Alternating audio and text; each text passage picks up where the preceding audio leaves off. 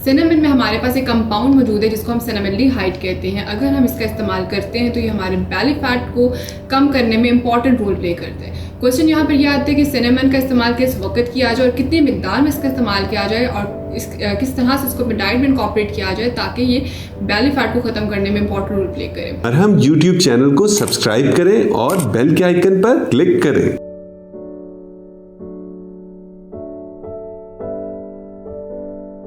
अस्सलाम वालेकुम, I am Zoha Suhail. हम lecture Rashidi medical college and clinical nutritionist at R hospital and Marham. आज हम बात करेंगे बेली फैट के हवाले से। बेली फैट का मसला मेल्स और फीमेल्स दोनों में बहुत ज़्यादा शिद्दत के साथ बढ़ रहा है और इसके पीछे जो एक जेन्युइन रीज़न आ रही है वो हमारा ऑल्टर्ड, हमारा डिस्टर्ब लाइफस्टाइल है। हम लोगों ने अपना लाइफस्टाइल बहुत ज़्यादा अनहेल्दी बना लिया जिस वजह से बेली फैट का रिस्क जो है वो दोनों जेंडर्स में इक्वल वे में नज़र आ रहा है।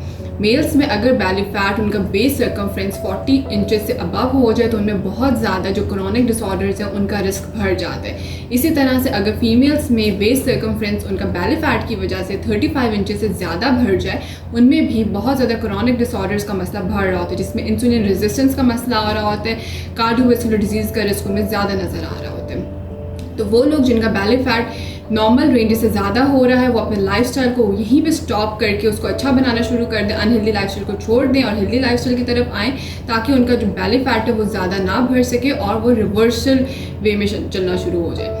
आज हम यहाँ पर डिस्कस करेंगे कुछ ऐसे सुपर फूड्स जो बेली फैट को रिड्यूस करने में, वेस्ट सर्कमफ्रेंस को नॉर्मल लाने में इंपॉर्टेंट रोल प्ले कर रहे होते हैं। उसमें सबसे पहले हमारे पास सिनेमन आ जाता है जिसको हम दालचीनी कहते हैं। सिनेमन में हमारे पास एक कंपाउंड मौजूद है जिसको हम सिनेमल्डिहाइड कहते हैं। अगर हम इसका इस्तेमाल करते हैं तो ये हमारे बेली फैट को कम करने में इंपॉर्टेंट रोल प्ले करते हैं। क्वेश्चन यहाँ पर यह आता है कि सिनेमन का इस्तेमाल किस वक्त किया जाए और कितनी मिकदार में इसका इस्तेमाल किया जाए और किस तरह से इसको अपने डाइट में इनकॉर्पोरेट किया जाए ताकि ये बेली फैट को ख़त्म करने में इंपॉर्टेंट रोल प्ले करे। उसमें यह आ जाता है कि जब आपने स्टार्ट करना है तो सिर्फ 1/4 टीस्पून से एक चम्मच का जो चौथा हिस्सा है आपने सिर्फ उतनी दालचीनी का इस्तेमाल करना है, इससे ज़्यादा अमाउंट आपने नहीं कंज्यूम करनी।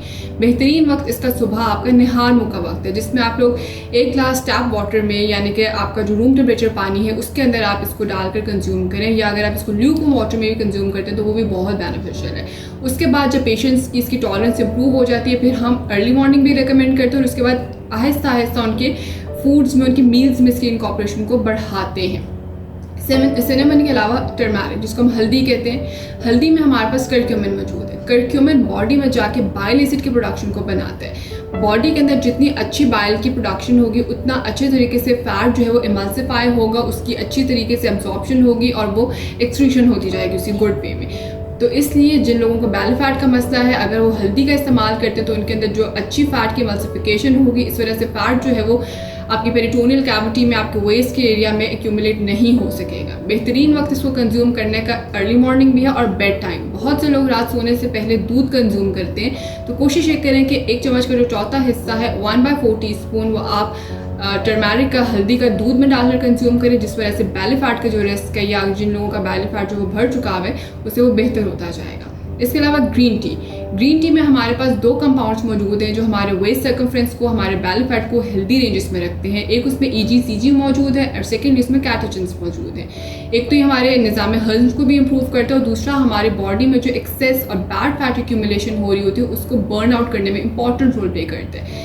इंपॉर्टेंट क्वेश्चन यहाँ पर यह आता है कि एक दिन में कितने कप्स ग्रीन टी कंज्यूम करने चाहिए और किस वक्त पे कंज्यूम करने चाहिए। बहुत से लोग ये समझते हैं कि जितनी ज़्यादा हम ग्रीन टी कंज्यूम करेंगे उतना हमारा जो बॉडी वेट है, जो बॉडी में इजाफी फैट मैस एक्यूमुलेट हो चुका है वो कम होता जाएगा। ऐसा नहीं होता। आप लोग जितनी ज़्यादा ग्रीन टी कंज्यूम करेंगे बॉडी में डिहाइड्रेशन उतनी ज़्यादा होती जाएगी, इलेक्ट्रोलाइट्स आपकी बॉडी में से निकलते जाएंगे क्योंकि जो ग्रीन टी है वो एज अ डायूरेटिक भी काम करती है, एज अ पेशाब आवर काम करती है, बहुत ज़्यादा यूरिन की प्रोडक्शन को बढ़ाती है और जितना ज़्यादा यूरिन एक्सक्रीट आउट करेंगे उतने ज़्यादा इलेक्ट्रोलाइट्स आपकी बॉडी के अंदर जो वाटर सॉल्युबल विटामिन्स है वो भी उसके थ्रू बाहर निकलते जाएंगे और आपकी जो स्किन हेल्थ है वो भी ख़राब होती जाएगी। तो एक दिन में वो लोग जिनको बेली फैट का इशू है वो एक दिन में 1 कप से 2 कप्स ग्रीन टी का इस्तेमाल कर सकते हैं, लेकिन इससे ज़्यादा ग्रीन टी का इस्तेमाल ना करें और खाने के वक्त पर इसको इस्तेमाल ना करें। यानी कि जो आपका लंच टाइम है उस वक्त ग्रीन टी को इस्तेमाल ना करें, डिनर के टाइम पर इसको इस्तेमाल ना करें, इवन नाश्ते के टाइम पर भी इसके इस्तेमाल से परहेज़ करें। जिसका बेहतरीन वक्त है वो 10-11 बजे का वक्त है जो आपका मिड मॉर्निंग स्नैक आ रहा होता है और 4 से 5 बजे का वक्त जो आपका आफ्टरनून स्नैक का वक्त होता है। इन 2 वक्तों में आप ग्रीन टी का इस्तेमाल कर सकते हैं। इसके अलावा ब्लैक पेपर में हमारे पास क्रोमियम मौजूद है। क्रोमियम एक तो हमारी बेली फैट जिन लोगों में ज़्यादा हो रहा हो तो उनमें इंसुलिन सेंसिटिविटी जो है वो कम हो रही होती है, रेजिस्टेंस बढ़ रही होती है, यानी कि उनके सेल्स जो है वो इंसुलिन को रिस्पॉन्ड नहीं कर रहे होते। जब सेल्स इंसुलिन को रिस्पॉन्ड नहीं करते तो वहाँ पर ब्लड शुगर लेवल्स बढ़ने शुरू हो जाते हैं। शुगर का मसला उन लोगों में ज़्यादा हो रहा होता है। तो अगर बेली फैट वाले पेशेंट्स अपनी डाइट में क्रोमियम वाली चीज़ों का इस्तेमाल करते हैं जो कि ब्लैक पेपर में हमारे पास मौजूद है, तो इसके इस्तेमाल से उनकी बॉडी में जो इंसुलिन सेंसिटिविटी कम हो रही है, रेजिस्टेंस बढ़ रही होती है, शुगर का मसला आ रहा है, तो वो इससे नहीं हो सकेगा।